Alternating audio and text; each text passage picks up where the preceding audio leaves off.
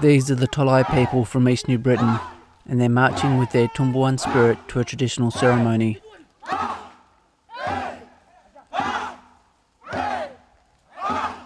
This documentary is not only about the Tolai people, it's about a unique artwork that they create. It's the world's largest sculpture made from traditional shell money, which the Tolai call a Tutuna.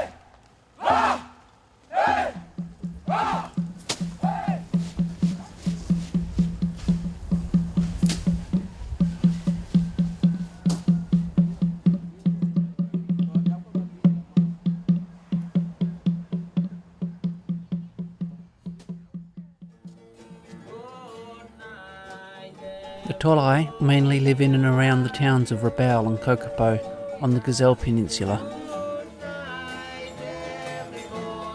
They have a high standard of living compared to other places in Papua New Guinea.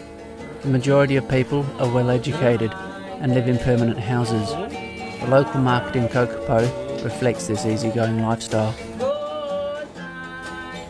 Rabaul has been referred to as the Jewel of the Pacific, and in German colonial times it was the capital for the whole of New Guinea.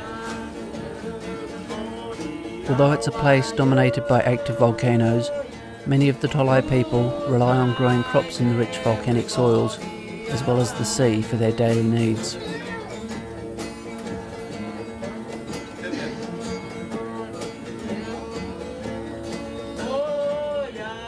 They are a peaceful, friendly people who laugh easily and know how to thoroughly enjoy life.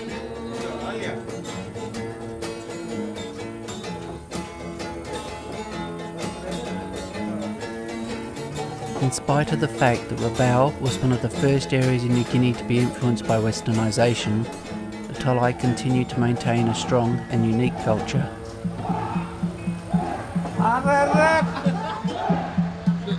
They are in fact one of the only cultures anywhere in the world that still retain and value their traditional shell money.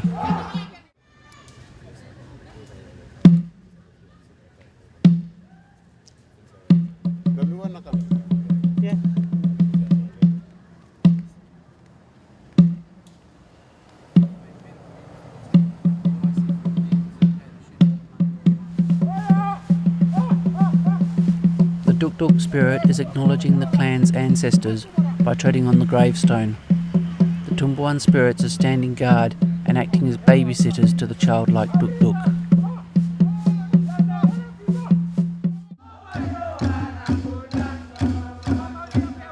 As the Tumbuan dances, all the clan's initiated men sing a customary song. This is part of an ancient custom that has been practiced long before the arrival of Europeans. Tumbuan society is in fact older than the Tolai people themselves. Tumbuans originally come from New Ireland and were brought with the Tolai's ancestors when they invaded New Britain centuries ago. Although the Christian cross and concrete has replaced the traditional burial site, very little else about this custom has changed. The Tumbuan society is a society of secrets. These secrets can only be known to those who have been initiated into their cult, and to be initiated you need to pay with shell money.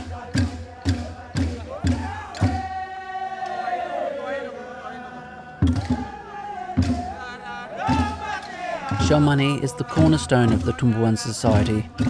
It's the major reason the Tolai culture and the Tumbuan have remained so strong, and so much else has become westernised. The graveside ceremony has now finished, and the Tumbuan and Duk are lining up for payment. They are to be paid for their role in the earlier custom. The payment is made in shell money. Bundles of it are being pelted at the kneeling Tumbuan, and the Tumbuan are bobbing up and down to show their joy at receiving these shell money offerings. To an outsider, it's hard to appreciate just how vital shell money is to the Tolai. They use shell money for a variety of important occasions. Young men need it for initiation into manhood and as bride price when they get married. Men use it for entering into the Tumbuan cult and for bringing the Tumbuan spirits themselves to life. But most important of all, it's needed for a unique Tolai funeral custom. When a Tolai dies, a few days after the body's been buried, there is a second ceremony. This ceremony starts with the ritual sharing and chewing of betel nut.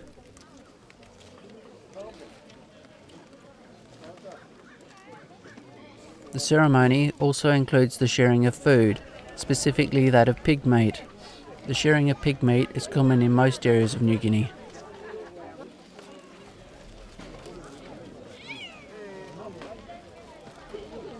The distribution of shell money at a funeral, though, is unique to the Tolai.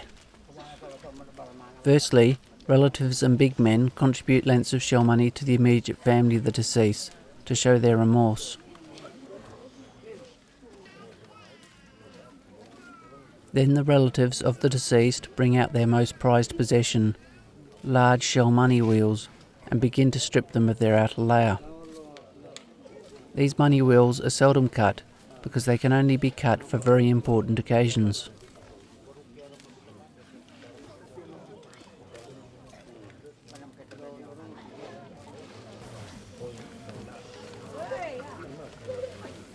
The money cut from the wheels is being placed into bags. It will be distributed to everyone who attends the funeral, from the clan's elders right down to the smallest child.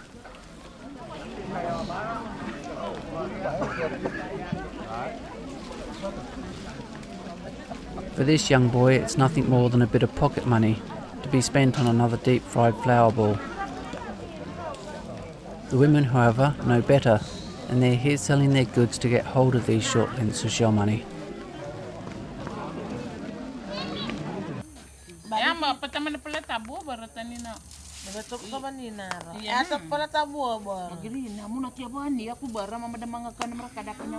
Later in the evening, the women have gathered around the fire. They are here to strip the shells from the short lengths that they got earlier at the funeral. They will rethread the shells onto new armspan lengths of cane. Each armspan length of shell money is a unit of currency called a param. The spacing between the shells isn't done randomly. It has to be done precisely so each param of shell money has the same number of shells.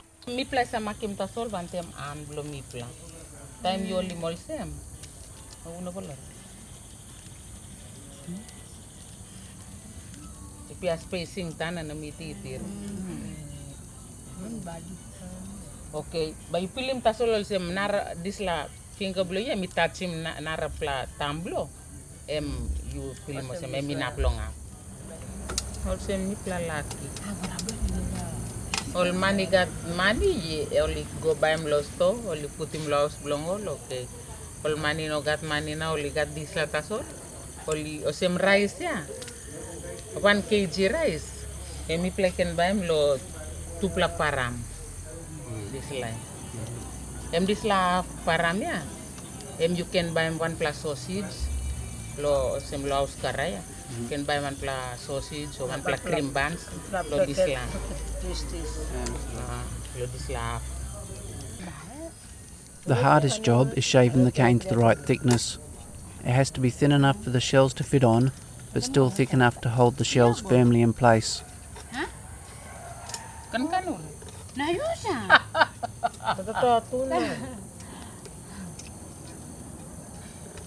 Long before time him was some got panty so many belong here.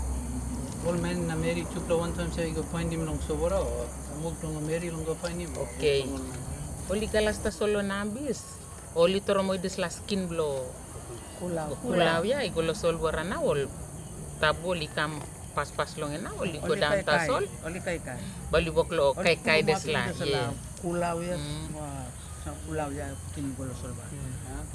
Oli simeli ulgeta igolo inside long. Kai. Now money looking me pull up only go na kisim. One plameri mi can pull up 1 platin lo 1 platin. This la sell money. Mi plano sa kisim lo yo lo Tolai lo East New Britain. Mi plano sa kisim lo West New Britain na lo Bougainville. No, not Solomon. Not Solomon. Yes. Mi plano Solomon. All line lo West New Britain. Yes, oli sa galasim lo sol wara. Bien, oli galasim finish na oli kam dry lo san.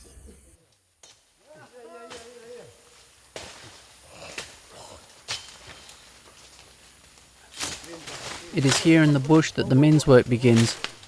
They've come to collect canes and ferns that they will need to make a new money wheel.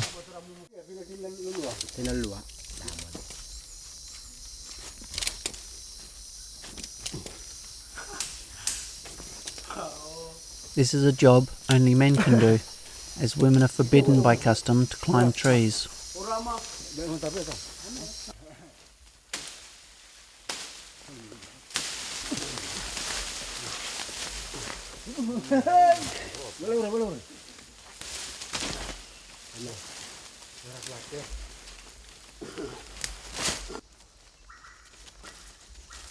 The cane is cut down from the top of the trees and then rolled up to make it easier to carry back to the nearest road.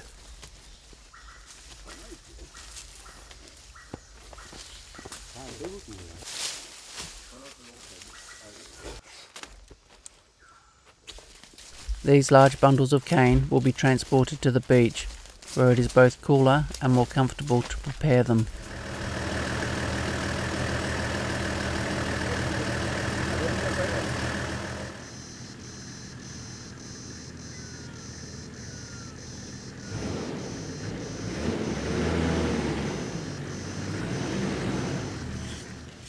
At the beach in the cool shade, the cane is scraped and split. Splitting the cane allows it to bend without breaking.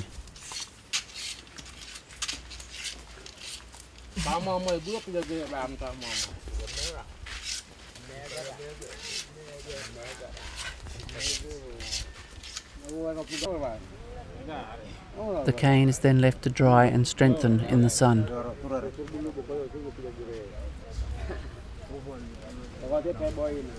The largest piece of cane is left unsplit and carefully cut and bound into a circle. This will be the core of the money ring. The core is then bound with fern leaves. This stops the first layer of shell money from slipping when it's placed on top.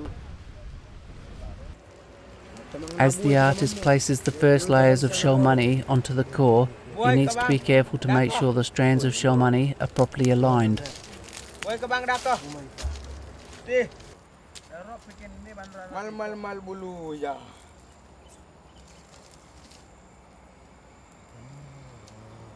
If a strand of shell money is too short to go all the way around the core, he will join the strands in such a way that the join will be barely visible.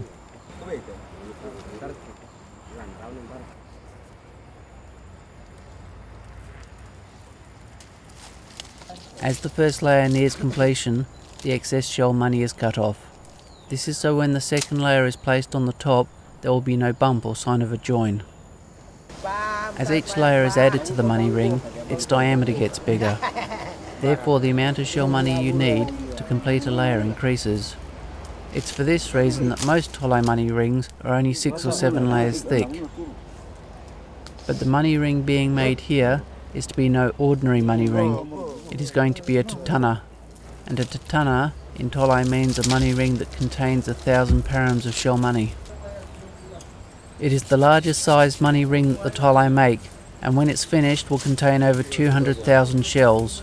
Nowhere else in the world is such a large sculpture made from shell money. It would take most Tolai men a lifetime to accumulate this amount of shell wealth, and any man who does own a Tutuna has greater status within Tolai society. I asked a friend of mine, Daniel Titi, the significance to him of owning a Tutuna. So the wealth of this one, if you're a Tolai, you got this one, you are something, you are value, you are somebody in the village, you are the most respected, you are a chief in the village. This Tutuna is being created to be cut at the end of an upcoming Kinavai ceremony. Kinavai is a dawn ceremony that is held annually by the Tolais to honour their ancestors.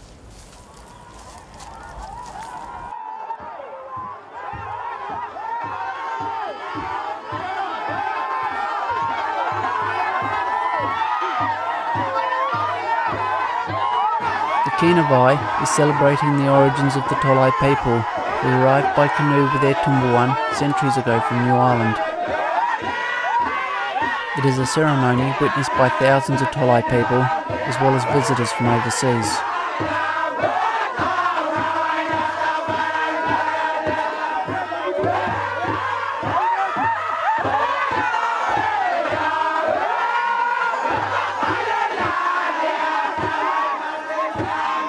The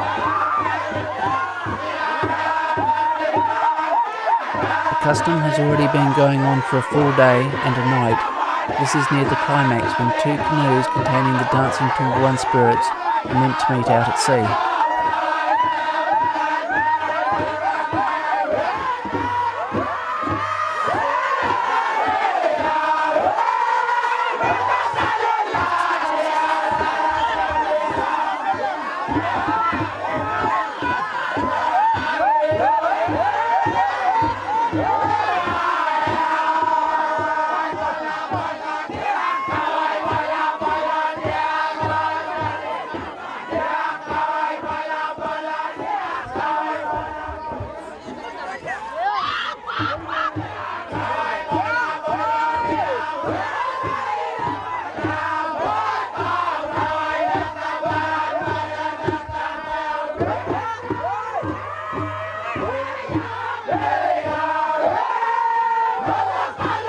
Magic line is being released into the air. It's believed that this powder ensures that malicious spells from jealous sorcerers will be kept at bay.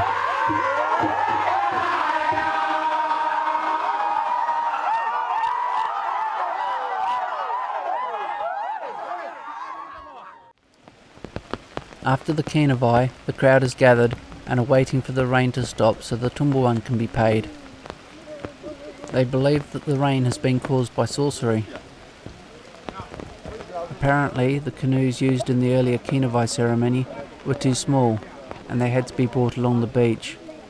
This meant the Tumbuan were not able to meet out at sea before coming to shore. It is this breach of protocol that is now being punished with rain from unforgiving sorcerers.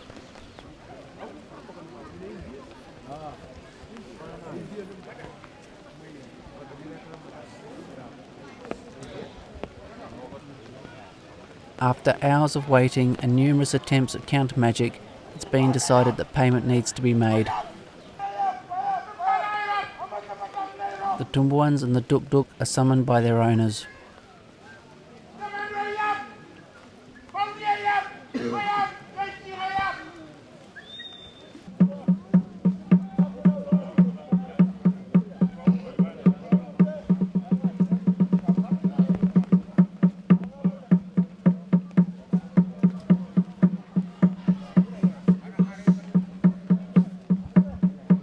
As they line up to receive their payments, the Tumbuan bob up and down with anticipation, but the atmosphere has been dampened by the rain.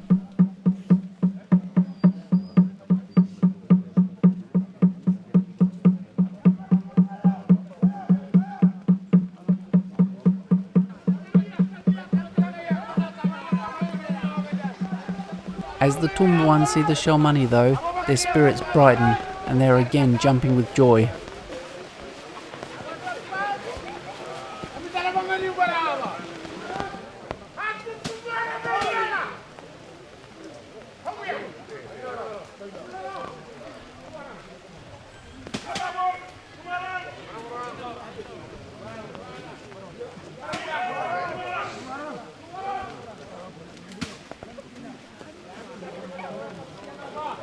While shell money is pelted at the Tumbuan in payment for their services at the Kinavai, the Tutuna is brought from its hiding place.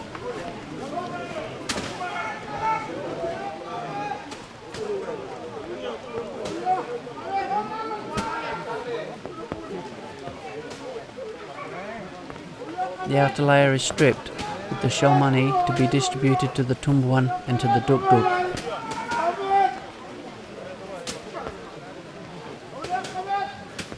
The cutting of a Tutuna in public is a demonstration of wealth and power.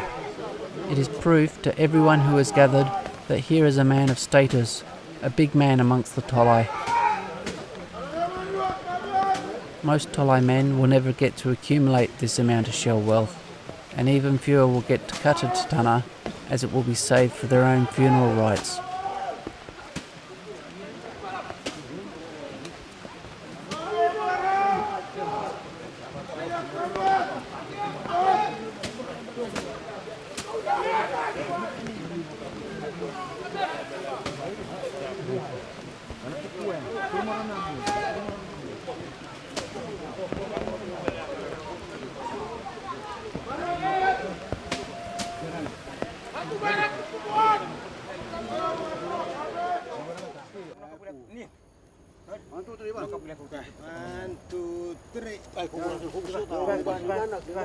The money wheel has been restored to its original size with its outer layer replaced.